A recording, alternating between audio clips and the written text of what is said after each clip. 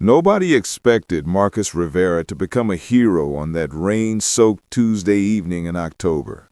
Living paycheck to paycheck in a cramped apartment above Gonzalez Auto Repair with his 8-year-old son Diego, Marcus was just trying to keep his head above water when a luxury sedan crashed into the guardrail 50 yards from his shop. With nothing but basic first aid knowledge and a toolbox full of worn equipment, he didn't just save the injured driver's life, he got her car running again. What Marcus didn't know was that the elegant woman he pulled from the wreckage was Victoria Sterling, CEO of Sterling Medical Technologies and one of the most powerful executives in the healthcare industry. This is the story of a forgotten man whose act of kindness revealed extraordinary character and how one moment of human decency changed 2 lives forever. The amber glow of streetlights reflected off wet asphalt as Marcus Rivera crouched beneath the hood of a 2008 Honda Civic, his weathered hands working methodically to replace a timing belt. October rain drummed against the metal roof of Gonzalez Auto Repair, creating a steady rhythm that had become the soundtrack to his evening routine. At 34, Marcus carried himself with the quiet dignity of a man who had learned to find pride in honest work, even when that work barely paid the bills. His faded navy coveralls bore the name Marcus in red script above the left pocket, though the lettering had grown thin from countless washes. Grease stained his knuckles, and a thin scar ran along his right forearm, a souvenir from his early days learning the trade. Despite the physical toll of his work, his dark eyes remained alert and kind, reflecting a gentleness that contrasted with his calloused hands. The Honda belonged to Maria Santos, a local teacher who had brought it in 3 days ago with engine troubles. Marcus knew she couldn't afford the full repair cost, but he also knew she needed reliable transportation to get to her job at the elementary school. So he'd ordered used parts instead of new ones and planned to charge her only for materials, not labor. "Almost finished, old girl," he murmured to the car, tightening the last bolt on the timing belt cover. The engine turned over smoothly on the first try, purring with renewed life. Marcus smiled with quiet satisfaction. Another repair completed, another person helped, even if it meant his own bank account would remain dangerously low. He glanced at the clock on the shop wall. 8:15. Diego would be finishing his homework upstairs, probably hoping his father would have time to help with the math problems that had been giving him trouble. Marcus wiped his hands on a shop rag and began cleaning up his tools, the familiar ritual that marked the end of another long day. The small apartment above the auto shop wasn't much. 2 bedrooms, a cramped kitchen, and a living room that doubled as Diego's study area. But it was home. Marcus had rented it from old Roberto Gonzalez 5 years ago when he had first arrived in Millbrook, a struggling single father looking for a fresh start. Roberto had taken pity on him, offering both the apartment and a job at below-market rates in exchange for Marcus's dedication to keeping the shop running. As Marcus climbed the narrow stairs to their apartment, he could hear the television playing softly. Diego was sprawled on the worn couch, textbook open beside him, pencil dangling from his small fingers. At 8 years old, Diego had his father's dark eyes and serious expression, but with an innocence that Marcus worked hard to preserve despite their financial struggles. "How's the homework coming, mijo?" Marcus asked, settling beside his son on the couch. "Math is hard," he replied with frustration. "I don't understand these word problems." Marcus examined the worksheet, filled with problems about calculating distance and time. His own education had ended with high school, but he'd always been good with practical mathematics, the kind needed to measure engine components and calculate repair costs. "Let's work through this one together," Marcus said patiently, pointing to a problem about a train traveling between cities. "See, it's just like when we drive to visit Abuela. If we know how fast we're going and how long it takes, we can figure out how far we traveled." For the next hour, father and son worked through the problems together, Diego's confidence growing with each correct answer. These moments were precious to Marcus, times when he could be not just a provider, but a teacher and guide for his boy. "I'm done," Diego announced proudly, showing his completed worksheet. "I think I get it now." "You did great, buddy. Now go brush your teeth and get ready for bed. You've got school tomorrow." As Diego headed to the bathroom, Marcus's phone buzzed with a text message from Roberto Gonzalez. The old man had been battling diabetes for years, and his health had taken a turn for the worse recently. "Marcus, doctor says I need surgery next week. Might be out for a while. Can you handle the shop alone? Sorry for short notice." Marcus stared at the message, his stomach tightening with worry. Roberto was more than just his employer. He'd become a father figure, the man who had given Marcus a chance when no one else would. But handling the shop alone meant longer hours, more responsibility, and the constant stress of keeping the business afloat while Roberto recovered. "Dad, I'm ready for bed," Diego called from his bedroom.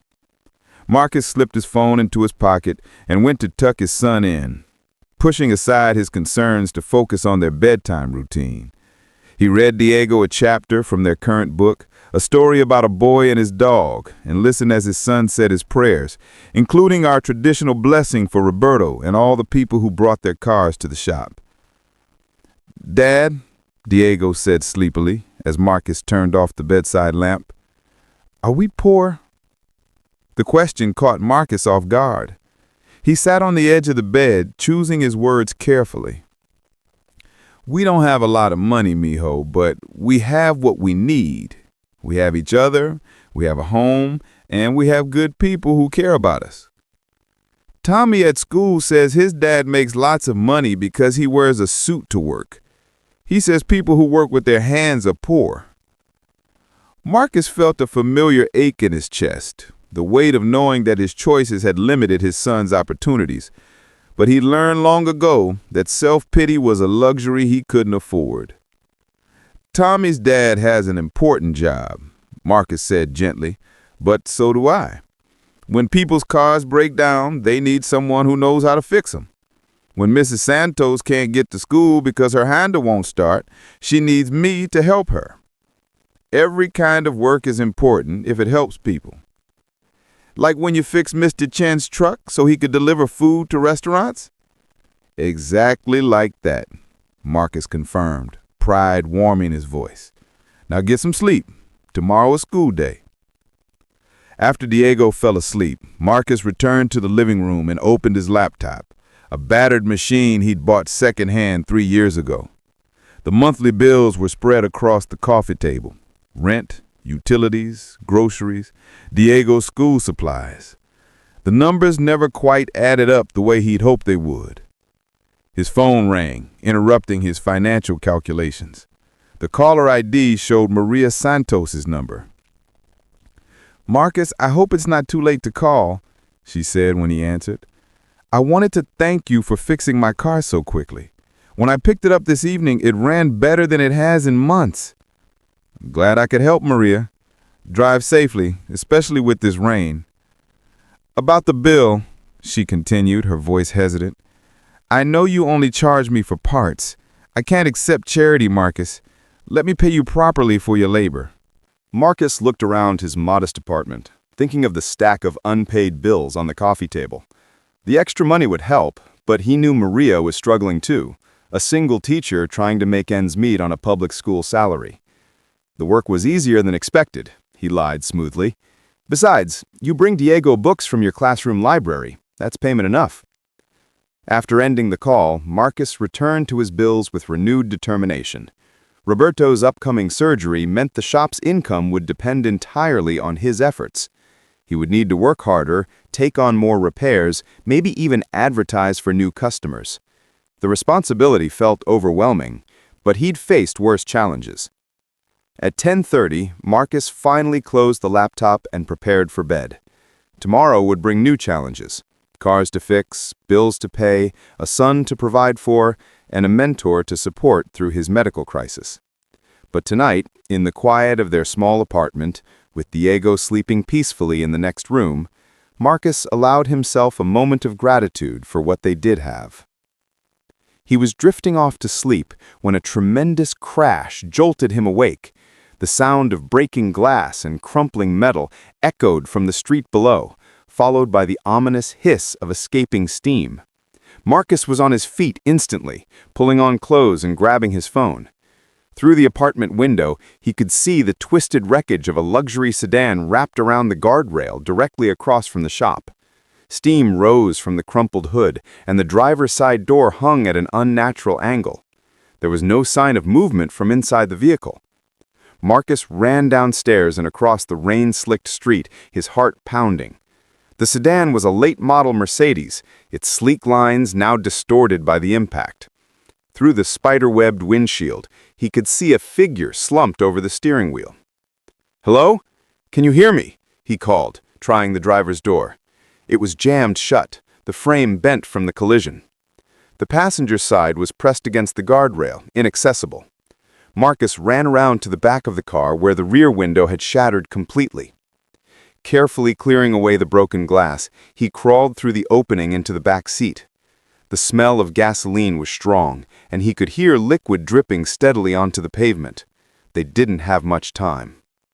The driver was a woman, probably in her 40s, with shoulder-length brown hair streaked with gray. Blood trickled from a gash on her forehead, and her breathing was shallow but steady. She was unconscious but alive. Marcus had learned basic first aid during his brief stint in the Army Reserve years ago, and those skills kicked in now. "Ma'am, can you hear me?" he said, gently checking for obvious injuries. Her pulse was strong, and she didn't appear to have any broken bones, but head injuries were tricky. She needed medical attention quickly. Marcus dialed 911 on his phone, giving the dispatcher their location and a brief description of the accident. The nearest hospital was 20 minutes away, and with the rain making roads treacherous, it could be even longer before help arrived. The woman stirred slightly, mumbling incomprehensibly. Marcus tried to keep her calm and still, knowing that movement could worsen any potential spinal injuries. The gasoline smell was getting stronger, and he could see liquid pooling beneath the engine. They needed to get away from the vehicle. "Ma'am, I'm going to help you out of the car," he said clearly, hoping she could hear me. "Try to stay as still as possible." Very carefully, Marcus managed to extract her from the driver's seat and carry her away from the wreckage to the relative safety of his shop's covered entrance. She was elegantly dressed in a tailored business suit that probably cost more than Marcus made in a month, and her jewelry suggested considerable wealth. Her purse had spilled its contents during the crash: credit cards, a smartphone with a cracked screen, and what looked like prescription medication. As he waited for the ambulance, Marcus grabbed a clean shop towel and gently pressed it against the cut on her forehead to stop the bleeding. The woman's eyes fluttered open, unfocused and confused. What happened?" she whispered, trying to sit up. "You were in a car accident," Marcus said gently, keeping his hand on her shoulder to prevent sudden movement. "Help is coming." She looked at him with growing awareness, taking in his work clothes and the auto shop behind him. You pulled me out?" "The car was leaking gas. It wasn't safe to leave you there." The woman studied his face in the glow of the streetlight, something shifting in her expression. "I'm Victoria," she said softly. "Marcus. Just focus on breathing, Victoria. The paramedics will be here soon." "My car," she said, turning her head toward the wreckage. "It's destroyed, isn't it?" Marcus followed her gaze. The Mercedes was indeed a total loss.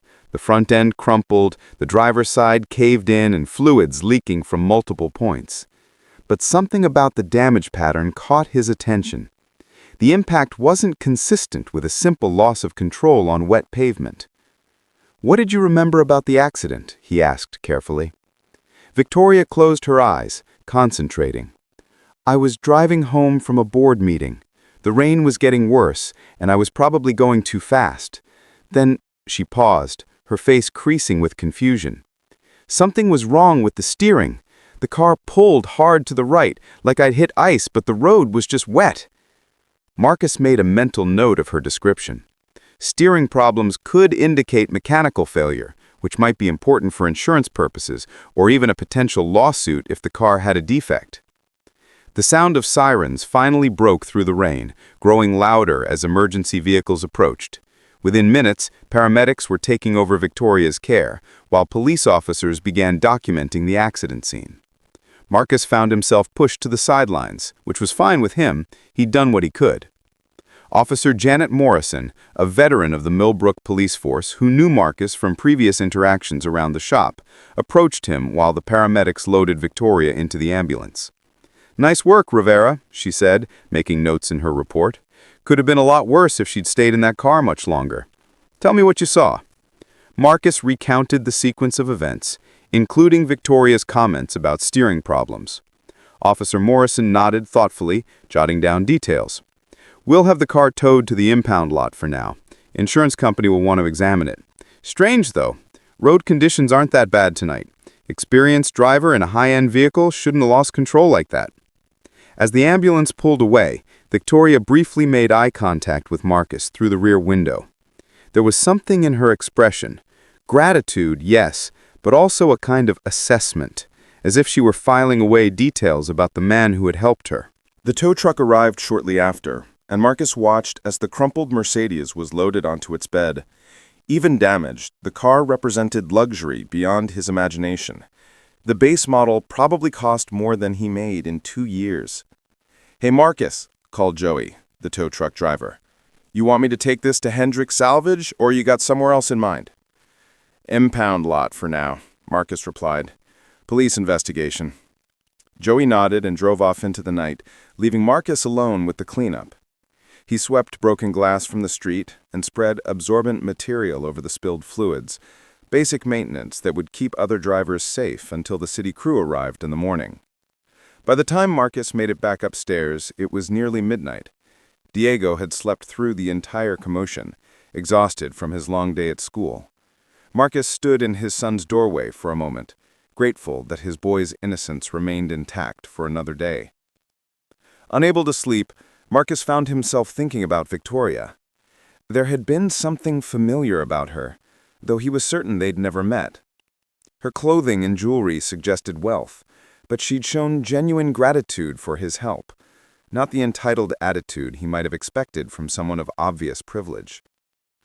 The next morning brought its usual routine: Diego's breakfast, a quick walk to the school bus stop, and the opening of Gonzalez Auto Repair for another day of work.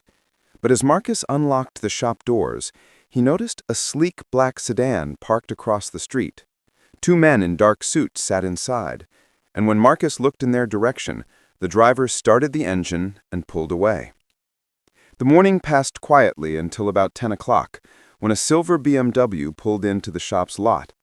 A woman in her 30s stepped out, wearing business attire and carrying a leather briefcase. She approached Marcus with purposeful confidence. "Excuse me, are you Marcus Rivera?" "That's right. Can I help you with something?" "My name is Jennifer Walsh. I represent Sterling Medical Technologies. I understand you assisted one of our executives last night, Victoria Sterling." The name hit Marcus like a physical blow. Victoria Sterling. He'd heard that name before, seen it in business magazines at the grocery store checkout.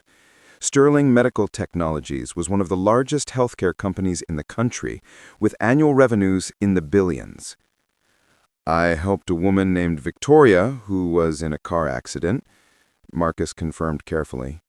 "Is she all right?" "She's recovering well, thanks to your quick thinking. Miss Sterling asked me to express her gratitude and to inquire about having you examine her vehicle." Marcus frowned. The car was totaled. There is nothing to examine except scrap metal. "Actually, there is," Jennifer said, opening her briefcase and withdrawing several documents. "Miss Sterling believes there may have been a mechanical failure that caused the accident. She'd like you to inspect the steering and braking systems before the insurance company has the vehicle destroyed." I'm flattered by her confidence, but I'm just a neighborhood mechanic. If she suspects mechanical failure, she should hire a certified forensic automotive expert. Jennifer studied him with an expression that reminded Marcus's assessment the night before. "Miss Sterling was quite specific about wanting you to examine the car. She said you demonstrated unusual competence and attention to detail. Marcus considered the request. Forensic automotive work paid well, and he desperately needed the income, especially with Roberto's surgery approaching. But it also meant taking on responsibility he wasn't sure he was qualified for. What would the examination involve? A thorough inspection of the steering and braking systems, with particular attention to any signs of tampering or sabotage. The word sabotage changed everything. This wasn't just about mechanical failure. Someone might have deliberately tried to harm Victoria Sterling. Marcus felt a chill that had nothing to do with the October weather. Sabotage, he repeated. Has Miss Sterling received threats? Jennifer's expression remained carefully neutral. Miss Sterling has many business interests, and not all of her competitors appreciate her success. Will you examine the vehicle? Marcus thought about Diego, about their simple life above the auto shop, and how getting involved with someone like Victoria Sterling might complicate everything. But he also thought about the elegant woman who had thanked him with genuine warmth, who had trusted him enough to specifically request his services. I'll need to see the car first. If I think I'm qualified to give you a meaningful assessment, I'll take the job, but I won't take money for work I can't do properly. Jennifer smiled for the first time since arriving. Miss Sterling said you would respond exactly that way. The vehicle is being held at the police impound lot. I can arrange access whenever you're available. This afternoon, Marcus decided, after I finish the repairs I've already committed to. Perfect, Jennifer said, handing him a business card with her contact information. One more thing, Mr. Rivera. This arrangement requires complete discretion. Miss Sterling's safety may depend on keeping this investigation confidential. As the BMW pulled away, Marcus stood in his shop doorway, holding Jennifer Walsh's business card and wondering what he'd just gotten himself into. Victoria Sterling was clearly more than just another wealthy accident victim. She was someone important enough to have enemies, someone whose car crash might have been attempted murder. The rest of the morning passed in a blur of routine repairs, but Marcus's mind kept wandering to the mysterious woman he'd pulled from the wreckage. What kind of life did someone lead when a car accident might be sabotage? What kind of enemies had Victoria Sterling made in building her business empire? At noon, Marcus called the elementary school to let them know Diego would be staying with Mrs. Chen, their elderly neighbor, for a few hours after school. Then he gathered his diagnostic tools and headed for the police impound lot where the remnants of Victoria Sterling's Mercedes waited to tell their story. Officer Morrison met him at the impound gate, looking puzzled by the unusual request. Forensic examination, she asked, reviewing the authorization Jennifer Walsh had faxed to the police station. This is a first for us.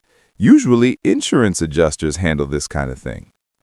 Apparently, Miss Sterling wants an independent assessment, Marcus explained, not mentioning the sabotage angle. I'm just here to look at the mechanical systems. The Mercedes sat in the impound lot like a wounded animal, its elegant lines distorted by the violence of the crash.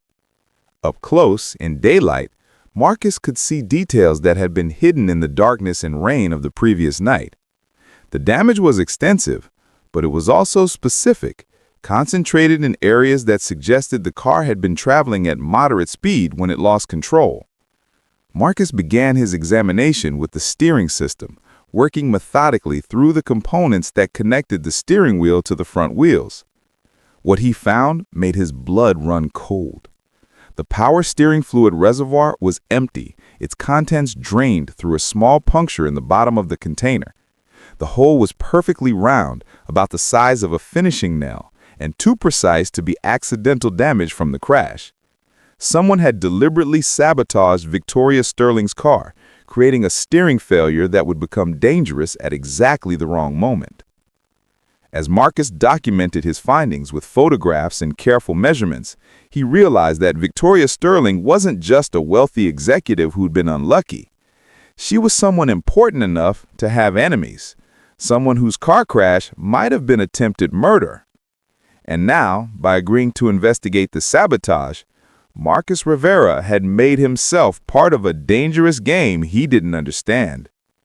The simple life he'd built for himself and Diego was about to become very complicated. The punctured power steering reservoir told a clear story to anyone who understood automotive systems. The saboteur had created a slow leak that would gradually drain the fluid over time, making the car increasingly difficult to control. In dry conditions, an experienced driver might have managed to maintain control even with failed power steering. But on rain-slicked roads, in poor visibility, the sudden loss of steering assistance could be fatal. It was elegant in its simplicity and terrifying in its calculation. Someone had studied Victoria Sterling's habits, identified her vehicle, and planned an accident that would appear to be nothing more than unfortunate timing. If Marcus hadn't pulled her from the wreckage quickly, if the car had caught fire from the leaking gasoline, there would have been no evidence of sabotage at all. Marcus photographed the punctured reservoir from multiple angles, then examined the brake system with renewed urgency. What he found there was even more disturbing. The brake lines showed signs of partial cuts, not severed completely, but weakened to the point where they would fail under pressure. The combination of steering failure and brake failure would make any accident unsurvivable.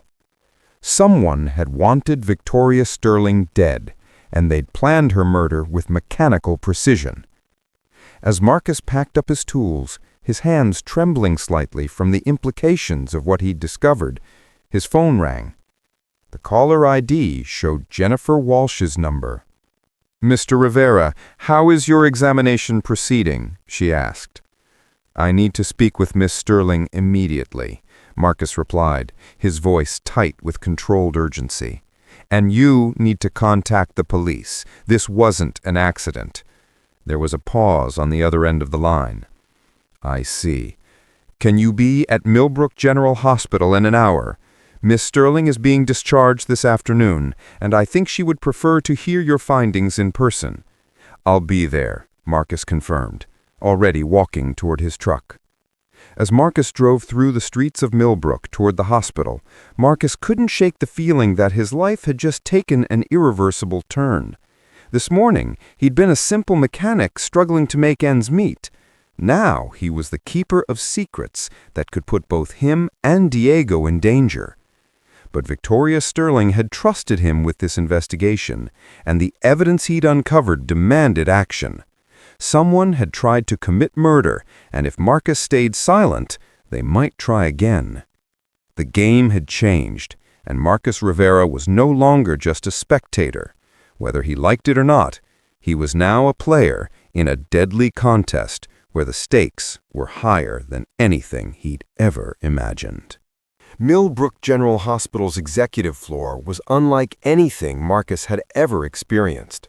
Marble floors gleamed under crystal chandeliers, and the nursing station resembled a luxury hotel concierge desk more than a medical facility. Security guards in tailored suits stood at discreet intervals, their watchful eyes tracking every visitor with professional scrutiny. Jennifer Walsh met Marcus at the elevator, her expression grave as she reviewed his preliminary report on her tablet. "The evidence is conclusive?" she asked, without preamble. "Both steering and brake systems were sabotaged," Marcus confirmed, his voice low. "Whoever did this knew exactly what they were doing. The damage was designed to look like mechanical failure after an accident." Jennifer nodded grimly. "Ms. Sterling suspected as much. She's been receiving threats for months, but the FBI couldn't find concrete evidence of danger. Your investigation changes everything." They walked down a corridor lined with expensive artwork, past rooms that looked more like hotel suites than hospital accommodations. At the end of the hall, 2 additional security guards flanked a set of double doors marked with a discreet placard reading "Sterling Suite." Inside, Victoria Sterling sat in an elegant chair beside floor-to-ceiling windows overlooking the city. She wore a silk robe over her hospital gown, and despite the bandage on her forehead, she projected an aura of quiet authority. Her laptop was open on a nearby table, surrounded by documents and what appeared to be financial reports. "Mr. Rivera," she said, rising to greet him with a warm smile. "Jennifer tells me your examination confirmed my suspicions." Marcus was struck again by her presence, not just her obvious wealth and position, but something deeper. There was steel beneath her polished exterior, the kind of strength forged by surviving in a ruthless business environment. "I'm sorry to say it does," Marcus replied, accepting her offered handshake. "Someone wanted you dead, Miss Sterling. The sabotage was professional and calculated." Victoria's expression didn't change, but Marcus saw her jaw tighten slightly. "Please, call me Victoria. And thank you for taking this investigation seriously. Many people would have dismissed it as paranoia from a wealthy woman who couldn't accept a simple accident." She gestured for him to sit in the chair across from her, while Jennifer took a position by the window, maintaining her role as both assistant and guardian. Marcus noticed that even in this secure environment, Victoria never fully relaxed. Her posture remained alert, her eyes constantly assessing. "I need to understand what I've gotten myself into," Marcus said directly. "Who wants you dead and why?" Victoria smiled at his straightforward approach. "I appreciate directness, Marcus. In my position, I encounter too much corporate diplomacy and careful phrasing.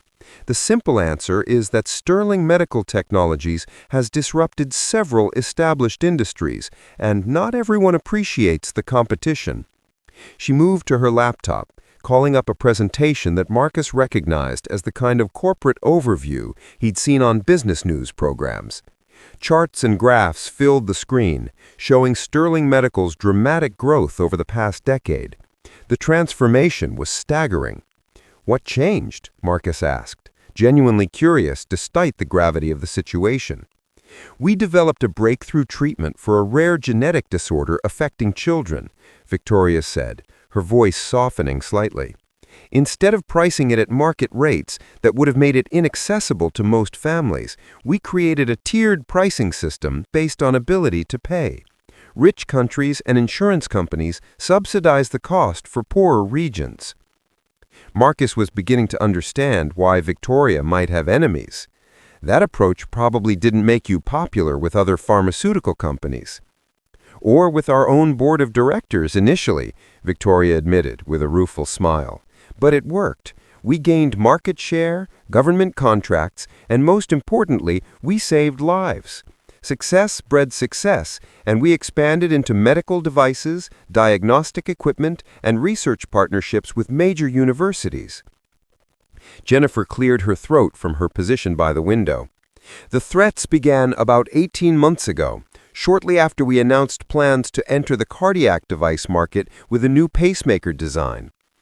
Victoria nodded, pulling up another document on her laptop.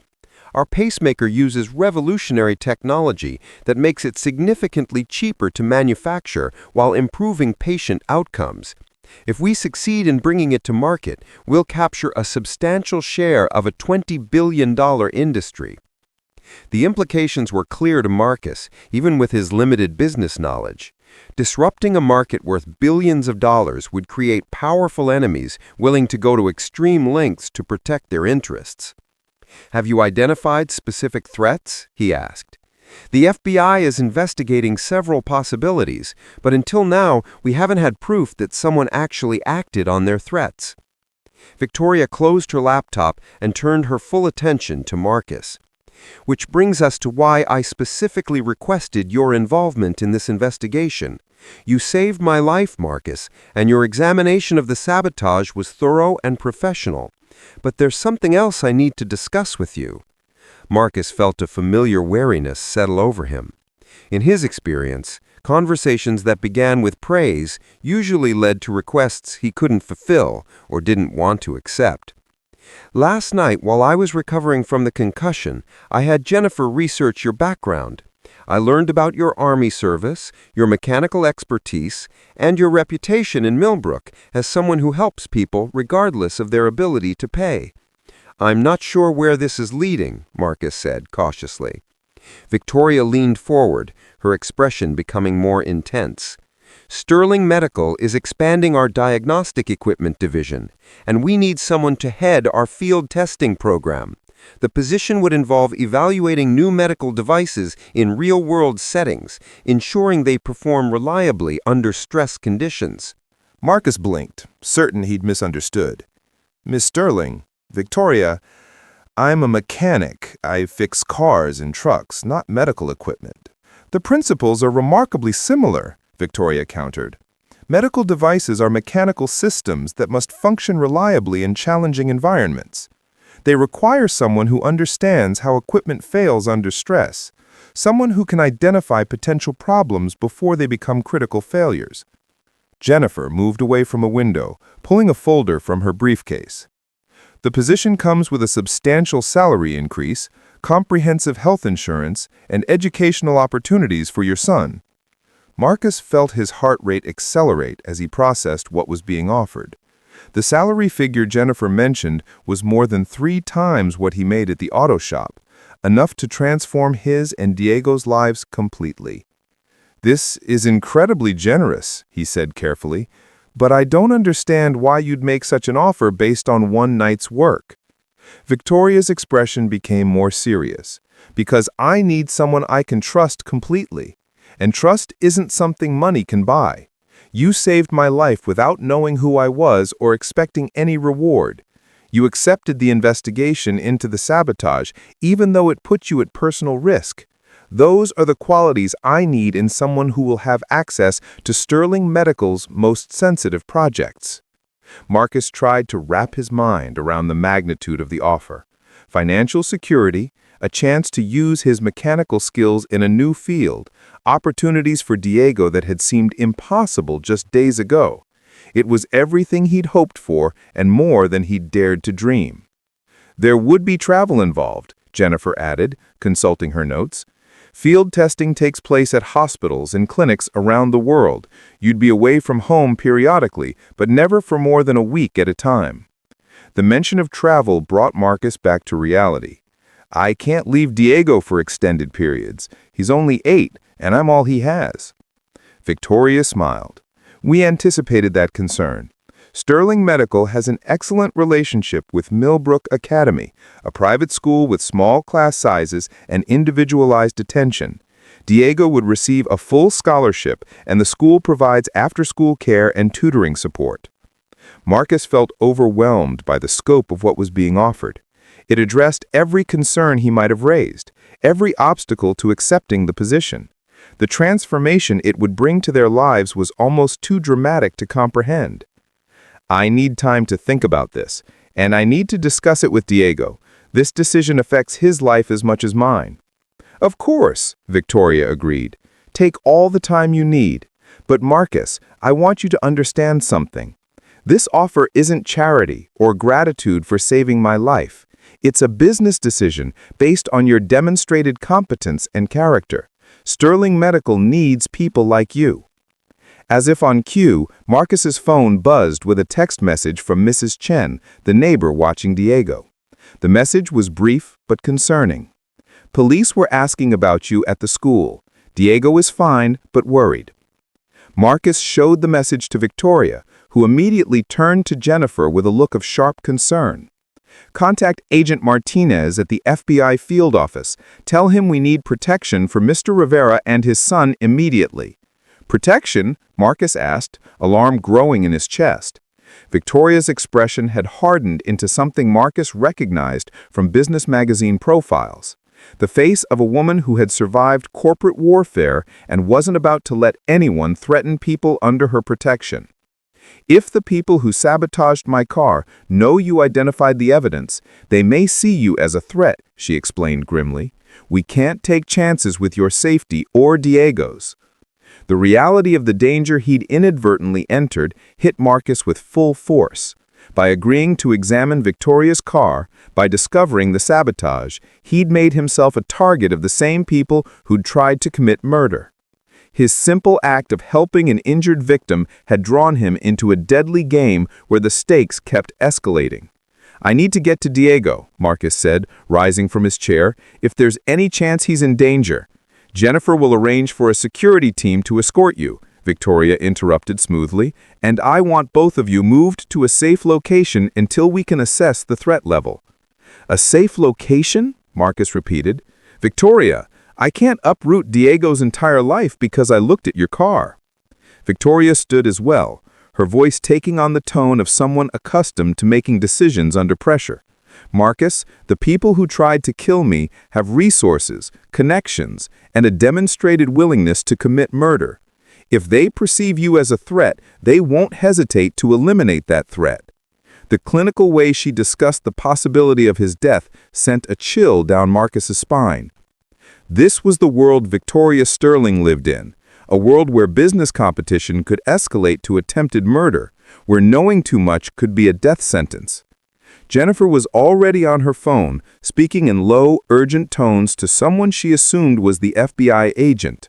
Her side of the conversation included phrases like immediate extraction and safe house protocol that belonged in spy movies, not in his real life. "There's something else you need to know," Victoria said, moving closer to the window as if checking for threats, even on the executive floor of the hospital. "The timing of last night's attack wasn't random. I was driving home from a board meeting where we finalized plans to announce the pacemaker program publicly next week." Marcus was beginning to understand the larger picture. Someone knew about the announcement and wanted to stop it. Or they wanted to create chaos within Sterling Medical that would delay or derail the program. My death would have triggered a power struggle among the board members, probably resulting in a more conservative leadership that would abandon the pacemaker project. The sophisticated nature of the plot was becoming clear. This wasn't just about eliminating Victoria Sterling. It was about manipulating the entire future direction of her company through her murder. The calculated coldness of it made Marcus feel sick. Jennifer ended her phone call and approached us with an expression of professional urgency. "Agent Martinez is dispatching a team to the school immediately. They'll secure Diego and bring him here, where we can ensure his safety while we assess the threat." "Here?" Marcus asked. "To the hospital?" Sterling Medical maintains a secure facility adjacent to the hospital for executive protection. It's essentially a safe house disguised as corporate offices. You and Diego can stay there until we determine whether the threat extends to you. The surreal nature of his situation struck Marcus again. 12 hours ago, his biggest concerns were paying rent and helping Diego with homework. Now he was discussing safe houses and FBI protection, contemplating a job offer that would change their lives forever, all because he'd pulled an injured woman from a wrecked car. "Agent Martinez wants to debrief you about your findings. The sabotage evidence you discovered is crucial for their investigation into the threats against Miss Sterling." Marcus nodded, though his thoughts were entirely focused on Diego. His son was probably confused and frightened, wondering why police were asking questions about his father, not understanding that their simple life above the auto shop was about to change dramatically. "I accept your job offer," Marcus said suddenly, the words emerging before he'd consciously decided to speak them. Victoria raised an eyebrow. "Are you certain? This is hardly the ideal time for such a major decision." "It's exactly the right time," Marcus replied, his voice gaining strength as he articulated his reasoning. "If these people are willing to kill to protect their business interests, then what you're doing, making medical devices more affordable and accessible, is work worth supporting. And if Diego and I are already targets, we're safer with your resources protecting us than trying to hide in our apartment." Victoria's expression softened into something approaching warmth. "I was hoping you'd see it that way. Sterling Medical needs people who understand that some fights are worth the risks they entail." Jennifer smiled for the first time since Marcus had met her. "I'll begin processing your employment paperwork immediately. There are security clearances, background checks, and orientation programs to complete, but we can expedite everything, given the circumstances." "What about Diego's school and our apartment, Roberto's shop?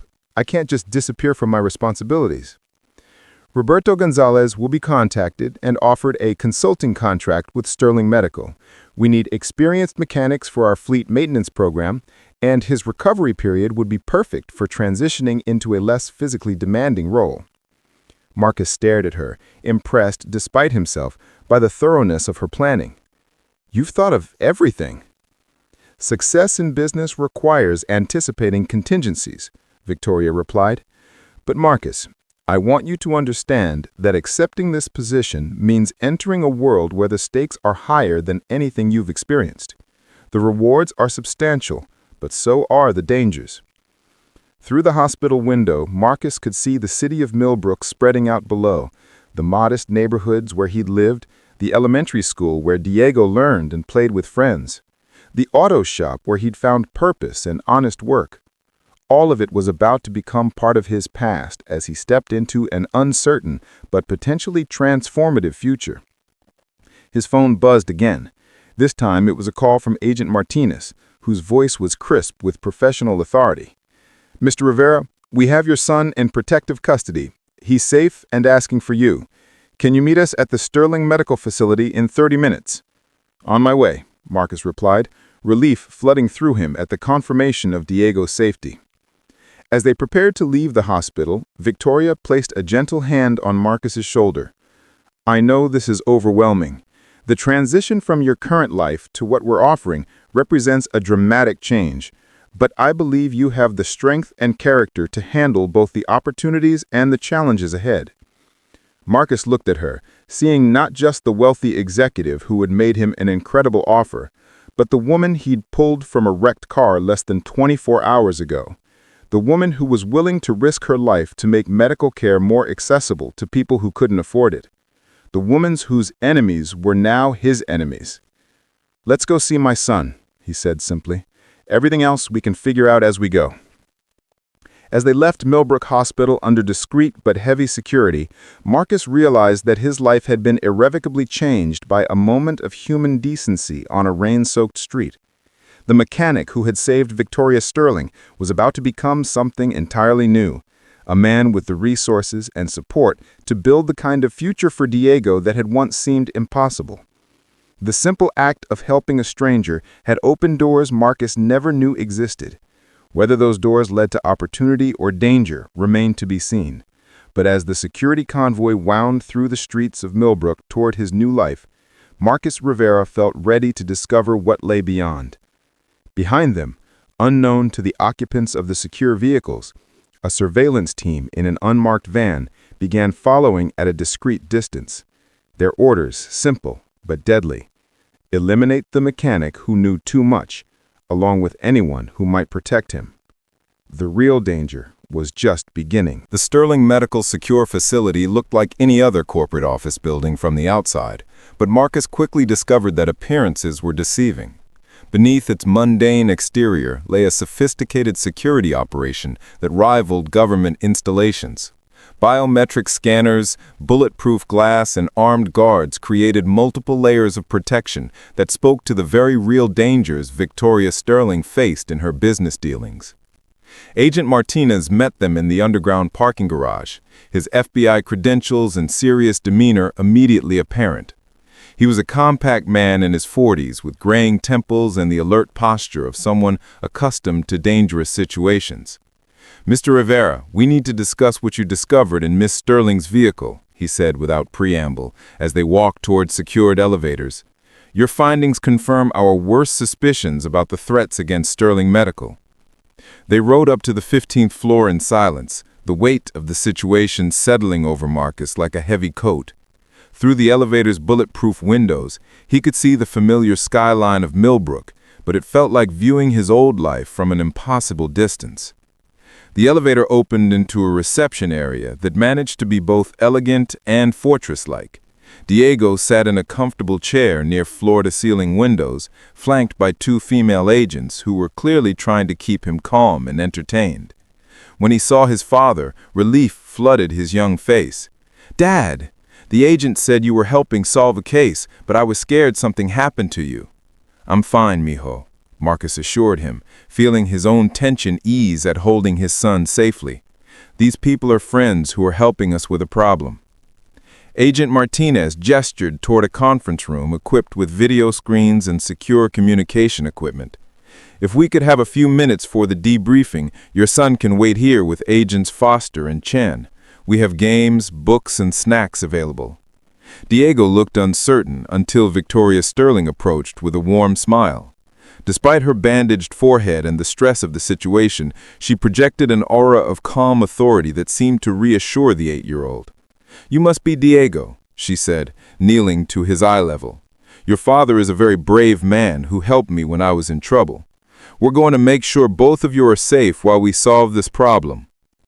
"Are you rich?" Diego asked, with characteristic childhood directness, taking in Victoria's expensive clothes and jewelry. Victoria laughed, the first genuinely carefree sound Marcus had heard from her.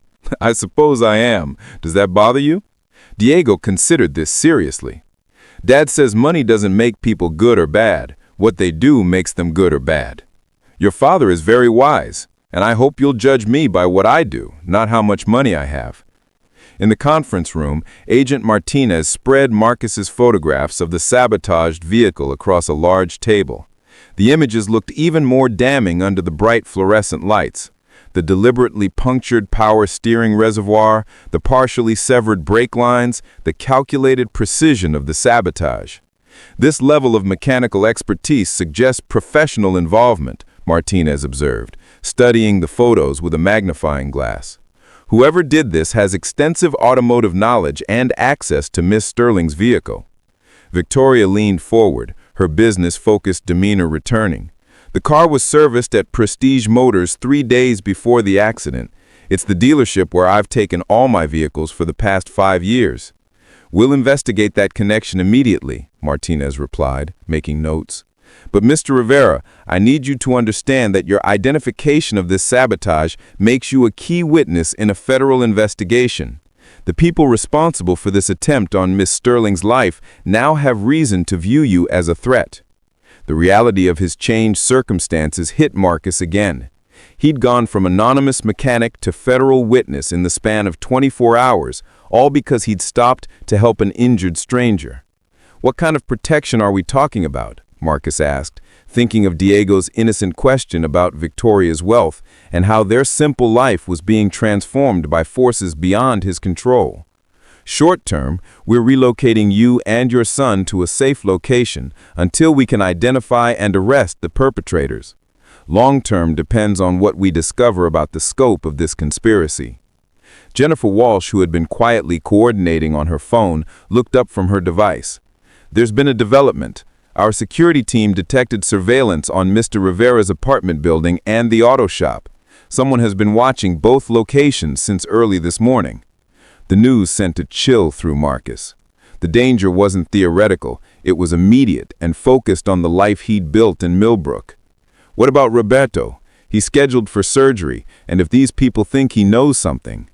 "We're bringing Mr. Gonzalez into protective custody as a precaution. Medical care will continue at a secure facility until we resolve this situation." Victoria stood and moved to the conference room windows, her gaze fixed on the city below. "This escalation confirmed what we suspected. The attack on me wasn't an isolated incident. It's part of a larger campaign to stop Sterling Medical's expansion into the cardiac device market." "Who benefits if your pacemaker program fails?" Marcus asked, trying to understand the broader context of the danger they faced. 3 major medical device manufacturers currently control 80% of the pacemaker market, Victoria replied, turning back to the group. "Our new technology threatens to reduce their profits by billions of dollars over the next decade." Martinez pulled up files on his tablet, showing corporate logos and executive photographs.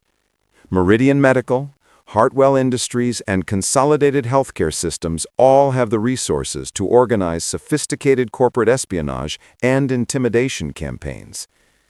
But attempted murder crosses a line that most corporations won't cross, Jennifer added. This suggests we're dealing with individuals who have moved beyond normal business competition into criminal territory. The scope of the conspiracy was becoming clearer, but so was the danger. Marcus realized that accepting Victoria's job offer hadn't just changed his career prospects. It had made him and Diego targets in a war between corporate giants where human life was apparently expendable. A soft knock interrupted their discussion. Agent Foster appeared in the doorway with an apologetic expression. I'm sorry to interrupt, but Diego is asking for his father. I think the stress is starting to affect him." Marcus immediately left the conference room, finding his son curled in one of the comfortable chairs with tears threatening at the corners of his eyes. The 8-year-old was trying to be brave, but the unfamiliar surroundings and presence of armed federal agents had overwhelmed his composure. "Hey, buddy," Marcus said softly, sitting beside Diego and pulling him close. "I know this is scary and confusing." "Are we in trouble, Dad? Did we do something wrong?" The innocent question broke Marcus's heart.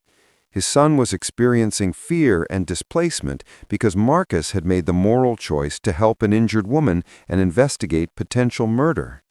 The unfairness of it was staggering. "We're not in trouble," Marcus assured him.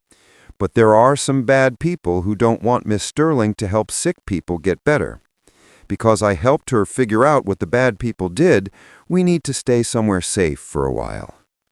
Diego processed this with the serious concentration he applied to difficult math problems. "Like when superheroes have to protect people from villains?"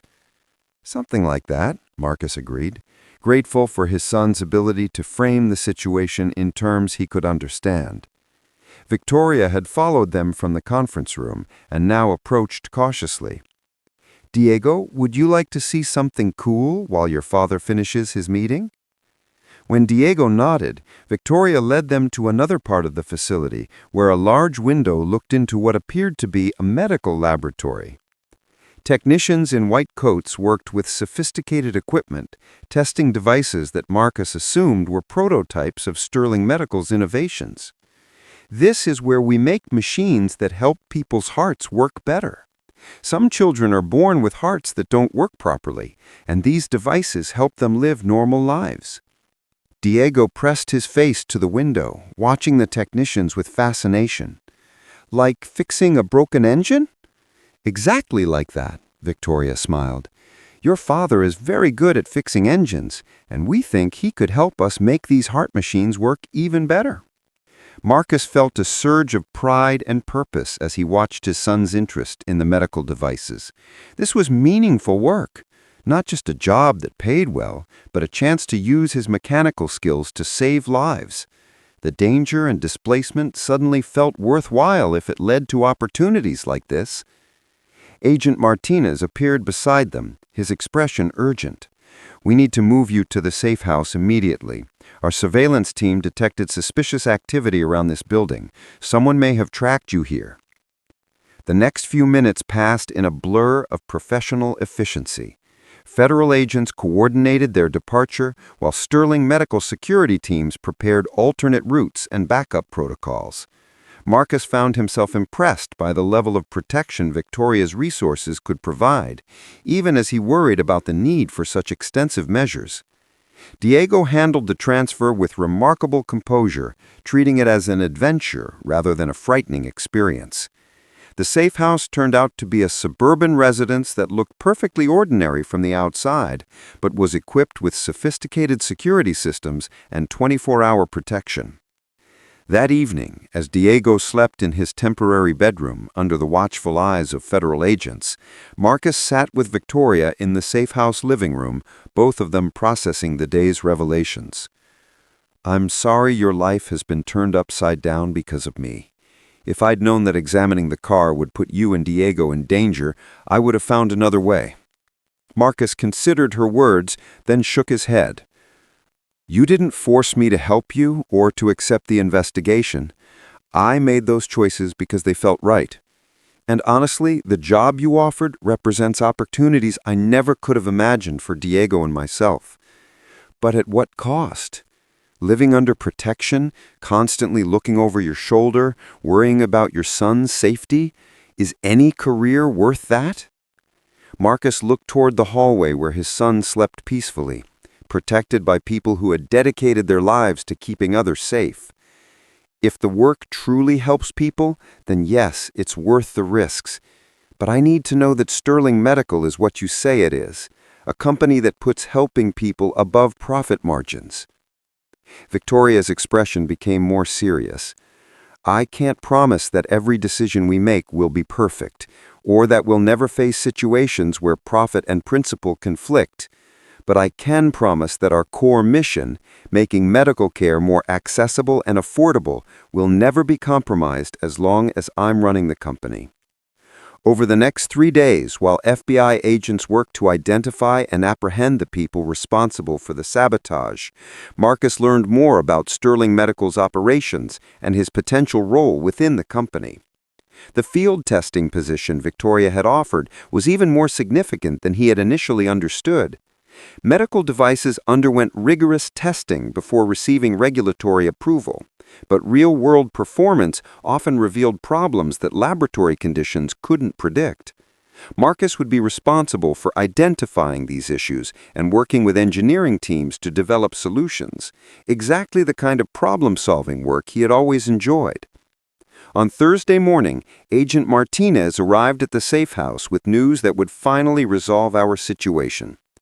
"We've arrested 3 individuals in connection with the sabotage of Miss Sterling's vehicle," he announced, his satisfaction evident. 2 employees of Meridian Medical and a contract assassin with connections to corporate espionage operations. Marcus felt a weight lift from his shoulders that he hadn't realized he had been carrying. "Are you certain they were working alone?" "The evidence suggests a limited conspiracy, focused specifically on eliminating Miss Sterling before the pacemaker announcement," Martinez explained. "With the perpetrators in custody and the FBI investigation ongoing, the immediate threat to you and your family has been neutralized." Victoria, who had arrived early that morning to hear the update, looked relieved but not surprised. "Meridian Medical has been our most aggressive competitor. Their executives saw our pacemaker program as an existential threat to their market dominance." What happens now? Marcus asked, thinking of the normal life he and Diego had left behind just days ago. "That depends on what you want to happen," Victoria replied. "The job offer stands regardless of the circumstances that brought us together. Sterling Medical still needs someone with your skills and character to lead our field testing program." Marcus looked around the safe house that had been their temporary refuge, thinking about the apartment above Roberto's shop that no longer felt like home, about the opportunity to build a better future for Diego, about work that could make a real difference in people's lives. "I accept," he said simply, "but I want to start slowly, maybe part-time initially, so Diego can adjust to the changes gradually." Victoria smiled with genuine warmth. "We can arrange whatever schedule works best for your family. The most important thing is having you on the team." 2 weeks later, Marcus Rivera stood in his new office at Sterling Medical headquarters reviewing technical specifications for a portable cardiac monitor that would be tested at rural clinics across the country. Through his window, he could see Millbrook Academy, where Diego was thriving in small classes with individual attention from dedicated teachers. The transition hadn't been without challenges. Moving from their cramped apartment to a comfortable house in a safe neighborhood, adapting to a corporate environment after years of independent work, learning the complexities of medical device testing, all of it required adjustment and patience. But when Marcus received his first field report from a clinic in rural Montana, documenting how Sterling Medical Devices had enabled early detection of heart problems in patients who previously lacked access to advanced medical care, he knew he'd made the right choice. Roberto Gonzalez had recovered from his surgery and accepted a consulting position with Sterling Medical's Fleet Maintenance Division, allowing him to use his automotive expertise in a less physically demanding role. The auto shop had been sold to one of Roberto's former employees, ensuring continuity for the customers who depended on its services. On a Friday evening in December, Marcus was leaving the Sterling Medical building when he encountered Victoria in the parking garage. She was loading files into her car, preparing for what he'd learned was her typical weekend of work and travel. "How was your first month?" she asked, genuinely interested in his assessment. "Challenging and rewarding," Marcus replied honestly. "The learning curve is steep, but the work feels important in a way that fixing cars never did." Victoria nodded, understanding his meaning. saving one life at a time versus potentially saving thousands through better medical technology. Exactly, Marcus agreed, though I still think there is dignity in any work that helps people regardless of scale. As they talked, Diego emerged from the building's daycare center, his backpack slung over his shoulder and his face bright with excitement about a science project involving simple machines and mechanical advantage. "Miss Sterling," he called, running over to them, "I got an A on my presentation about levers and pulleys." "That's wonderful, Diego," Victoria replied, kneeling to his level as she had the first time they'd met. "Are you thinking about becoming an engineer like your father?" "Maybe, but I also want to help sick people get better. Could I be both?" Victoria and Marcus exchanged glances, both recognizing the potential in the 8-year-old's ambitious thinking. "I think you could be anything you set your mind to. Engineering and medicine work together all the time to create devices that save lives." As they prepared to part ways, Victoria turned to Marcus with an expression of quiet satisfaction. "You know, when I first made the decision to hire you, it was based on instinct as much as logic. Your technical skills were obvious, but what convinced me was your character, the kind of person who stops to help a stranger without expecting anything in return." Marcus felt the truth of her words, remembering that rain-soaked night when he'd pulled her from the wreckage without knowing who she was or how it would change his life. Sometimes the most important decisions we make happen in moments when we're not thinking about consequences. We just do what feels right and deal with whatever follows. That's exactly the kind of thinking Sterling Medical needs. People who prioritize doing the right thing over calculating personal advantage. As Marcus and Diego drove home through the December evening, past the familiar streets of Millbrook where their old life had unfolded, Marcus reflected on the extraordinary series of events that had brought them to this point. A single act of human decency had opened doors he'd never imagined, creating opportunities for both him and his son that seemed almost too good to be true. But the most remarkable transformation wasn't in their external circumstances. It was in the sense of purpose that now guided his daily work. Every device he tested, every problem he solved, every improvement he suggested carried the potential to save lives and reduce suffering for people he would never meet. "Dad," Diego said from the passenger seat, breaking into his thoughts, "do you think we're helping people now?" Marcus considered the question as they turned into their new neighborhood, where houses sat behind well-maintained lawns and children played safely in front yards. "I think we're trying to help people, mijo," he replied. "And sometimes that's the most important thing we can do. Try to make things better for others, even when it's difficult or dangerous." Diego nodded with the seriousness that had characterized him since the events that transformed their lives. "Like superheroes, but with real jobs." "Like superheroes with real jobs," Marcus agreed, smiling at his son's perspective. As they pulled into their driveway, Marcus felt a deep sense of gratitude for the series of choices and chances that had led them here. The scared, struggling single father who had lived above Roberto's auto shop seemed like a different person now, though the core values that had guided that man remained unchanged. He still believed in helping others without expecting reward, in the dignity of honest work, in the importance of being present for his son. But now he had the resources and opportunities to live those values on a larger scale, to make a difference not just in his immediate community, but in the lives of people around the world who needed better access to medical care. The story that had begun with a car crash on a rainy night in Millbrook had evolved into something neither Marcus nor Victoria could have predicted. A single moment of human decency had created connections, opportunities, and purposes that would shape both their lives for years to come. And as Marcus tucked Diego into bed in their comfortable new home, reading him a story about innovation and perseverance, he knew that the most important part of their journey was just beginning. They had found not just security and opportunity, but work that mattered and relationships built on mutual respect and shared values. The poor single dad mechanic who had saved an injured woman from a wrecked car had discovered that sometimes, when you choose to help others without counting the cost, The universe finds ways to help you in return, not through magic or coincidence, but through the simple truth that good people tend to recognize and support each other when given the chance. Marcus Rivera had saved Victoria Sterling's life on a dark, rain-soaked street in Millbrook. In return, she had saved his future, creating opportunities for him and Diego that would ripple forward through generations.